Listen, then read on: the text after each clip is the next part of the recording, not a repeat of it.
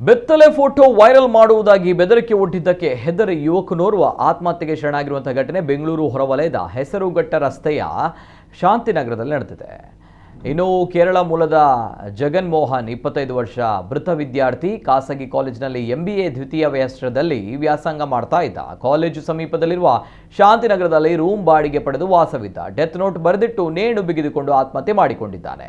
ಘಟನಾ ಸ್ಥಳಕ್ಕೆ ಪತ್ತೆಯಾದ ಡೆತ್ ನೋಟ್ನಲ್ಲಿ ಮೃತ ವಿದ್ಯಾರ್ಥಿ 3 ನಂಬರ್ ಬರೆದಿದ್ದಾನೆ. ಪರಿಶೀಲನೆ ನಡೆಸಿದಾಗ ಫೇಕ್ ವಿಡಿಯೋ ಕಾಲ್ನಲ್ಲಿ ಹಣ ಕಳೆದುಕೊಂಡಿರುವ ಬಗ್ಗೆ ಪೊಲೀಸರಿಗೆ ಮಾಹಿತಿ ಸಿಕ್ಕಿದ್ದು 25,000 ರೂಪಾಯಿ ವರ್ಗಾವಣೆ ಮಾಡಿರುವುದು ಗೊತ್ತಾಗಿದೆ. ಜೊತೆಗೆ ಬೆತ್ತಲೆ ಫೋಟೋ ಹಾಗೂ ವಿಡಿಯೋ ವೈರಲ್ ಮಾಡುವುದಾಗಿ ಬೆದರಿಕೆ ಹಾಕಿದ್ದಕ್ಕೆ ಆತ್ಮಹತ್ಯೆ ಮಾಡಿಕೊಂಡಿರುವಂತಹ ಶಂಕೆ ವ್ಯಕ್ತವಾಗಿದೆ.